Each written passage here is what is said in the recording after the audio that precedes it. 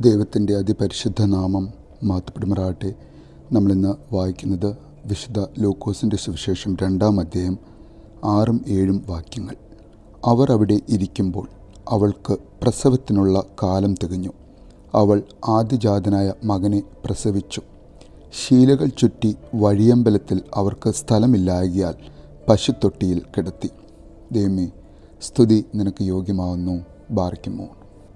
ലോകത്തിൻ്റെ രക്ഷയ്ക്കായി ഈ ലോകത്തിലേക്ക് എഴുന്നള്ളി വരുവാൻ അനേകം വർഷങ്ങളായി പിതാവാം ദൈവം ആഗ്രഹിച്ച പോലെ പല പ്രവാചകന്മാരിലൂടെ ഈ ലോകത്തിലേക്ക് മശിഹായെ അയക്കും, രക്ഷിതാവിനെ അയക്കും എന്ന പ്രവചനങ്ങൾ പൂർത്തീകരിക്കുന്ന ദിവസം നമ്മുടെ ജീവിതത്തിൽ ഇന്ന് 2000 വർഷങ്ങൾക്ക് ശേഷവും നമ്മൾ ഈ സുവിശേഷം വായിക്കുന്നു, നമ്മൾ ഈ സുവിശേഷം കേൾക്കുന്നു, നമ്മൾ ഈ സുവിശേഷം മനസ്സിലാക്കുന്നു. ഈ സന്ദേശത്തിൻ്റെ യഥാർത്ഥ പൊരുൾ എൻ്റെ ജീവിതത്തിൽ എൻ്റെ രക്ഷയുടെ മാർഗം അത് ക്രിസ്തുവിലുള്ള മാർഗമാണ് എന്ന് പൂർണ്ണമായും ഉൾക്കൊള്ളുവാൻ നമ്മൾ ഓരോരുത്തർക്കും സുവിശേഷം വായിച്ചു കേൾക്കുന്നതിലൂടെ സാധിക്കണം എന്ന് നമുക്ക് ആഗ്രഹിക്കാം. കാരണം ഈ സുവിശേഷത്തിന് രണ്ടാമത്തെ ഒരു വലിയ സംഗതിയുണ്ട്. അത് മറ്റൊന്നുമല്ല, ക്രിസ്തുവിൻ്റെ രണ്ടാമത്തെ വരവ്. അതും ഇപ്പോൾ ഇവിടെ മശിഹായുടെ ജനനം നമ്മൾ വായിച്ചു കേട്ട പ്രവചനങ്ങൾ പൂർത്തീകരിക്കുന്ന ദിവസം. എൻ്റെ ഹൃദയത്തിൽ ക്രിസ്തു വന്ന് ജനിച്ച് എൻ്റെ ജീവിതം ക്രിസ്തുവിനായി, ക്രിസ്തുവിൻ്റെ സ്നേഹവും സന്തോഷവും മറ്റുള്ളവരിലേക്ക് പകർന്നു കൊടുക്കുന്ന, മറ്റുള്ളവർക്ക് ക്രിസ്തുവിൻ്റെ മുഖം കാണിച്ചു കൊടുക്കുവാൻ സാധിക്കുന്ന ഒരു വ്യക്തിയായി എൻ്റെ ജീവിതം മാറട്ടെ എന്ന് നമുക്ക് ഓരോരുത്തർക്കും ആഗ്രഹിക്കാം.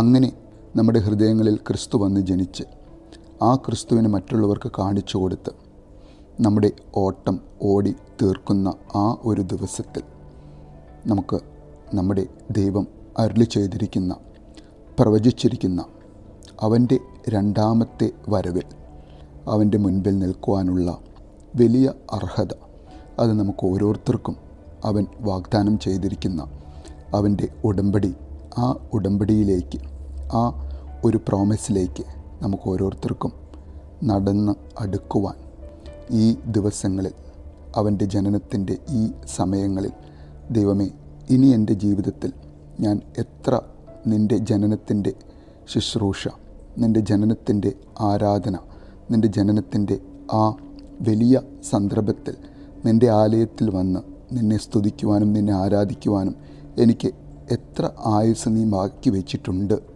എന്ന് എനിക്ക് ഒരു നിശ്ചയമില്ല. എങ്കിലും എനിക്കുള്ള എൻ്റെ ഈ നല്ല സമയം, നീ തന്ന ഈ ദിവസം, ഈ വർഷം, ദൈവമേ, നിന്നെ കൂടുതൽ മനസ്സിലാക്കുവാനും കൂടുതൽ നിന്നെ സ്നേഹിക്കുവാനും നിൻ്റെ സ്നേഹവും സന്തോഷവും ഞാൻ അനുഭവിക്കുന്നത് അത് മറ്റുള്ളവരുമായി പങ്കിടുവാനും ദൈവമേ, നീ എന്നെ യോഗ്യനാക്കണമേ എന്ന് നമുക്ക് ഓരോരുത്തർക്കും ആഗ്രഹിക്കാം. അമ്മ മറിയമ്മിനെ പോലെ അമ്മ അനുഭവിച്ച സന്തോഷം, അമ്മ അനുഭവിച്ച സമാധാനം, അതും അമ്മ കടന്നു പോകുന്ന സഹനങ്ങളുടെ നടുവിൽ നിന്നുകൊണ്ട്. എന്താണ് അമ്മ മറിയം കടന്നുപോയ സഹനങ്ങൾ എന്ന് നമുക്കറിയാം. നസറേത്തിൽ നിന്ന് ബെത്ലഹേം വരെ ഏകദേശം 150 കിലോമീറ്റർ, 2.5 മണിക്കൂർ കാറിൽ സഞ്ചരിക്കേണ്ട ദൂരം ആ പൂർണ്ണ ഗർഭിണിയായ വിശുദ്ധ കന്യക മറിയാമും വിശുദ്ധ യോസേഫും യാത്ര ചെയ്ത് അവർ ബെത്ലഹേമിലേക്ക് എത്തുകയാണ്. എത്ര ദിവസമെടുത്തിട്ടുള്ള ഒരു യാത്രയായിരുന്നിരിക്കണം ആ ഒരു യാത്ര, അല്ലേ? അതും അന്നത്തെ കാലത്ത് വാഹന സൗകര്യങ്ങളോ ഒന്നുമില്ലാത്ത ആ സമയത്ത് ഒരുപക്ഷെ ഒരു കഴുതയുടെ പുറത്തോ അല്ലെങ്കിൽ കുറേ നടന്നോ കുറേ ദിവസങ്ങളെടുത്തുള്ള ഒരു യാത്രയായിരുന്നിരിക്കണം. അതും അവിവാഹിതരായ ദമ്പതികൾ ഒരുമിച്ച് യാത്ര ചെയ്യുന്നത് വളരെ അസാധാരണമായിരുന്ന ഒരു സമയം. ഒരുപക്ഷെ മേരിയുടെ ഈ ഗർഭാവസ്ഥയുടെ സാഹചര്യങ്ങൾ സാധാരണമല്ലാത്തതുകൊണ്ട് അവൾ പ്രസവിക്കുമ്പോൾ യോസഫിനോടൊപ്പം ഇരിക്കുന്നത് നല്ലതാണ് എന്ന് ഒരുപക്ഷെ അവരുടെ വീട്ടുകാർ തീരുമാനിച്ചിട്ടുണ്ടായിരിക്കണം.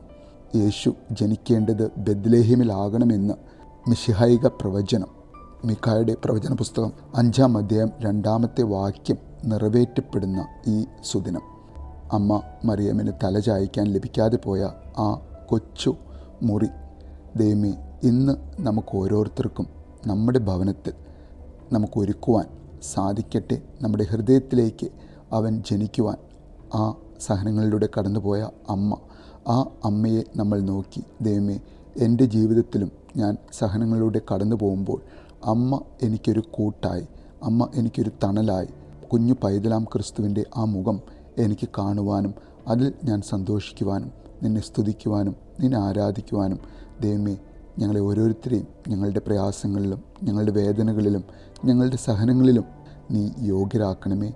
ആ നിൻ്റെ യോഗ്യത ദൈവമേ ഞങ്ങളെ നിൻ്റെ 2-ാമത്തെ വരവിൽ നിൻ്റെ മുൻപിൽ നിൽക്കുവാനുള്ള അർഹതയ്ക്ക് നിൻ്റെ കൃപ ഞങ്ങളുടെ മേൽ എപ്പോഴും ഉണ്ടാകണമേ എന്ന് നമുക്ക് ആഗ്രഹിക്കാം, പ്രാർത്ഥിക്കാം. നല്ലൊരു ദിവസം നേരുന്നു.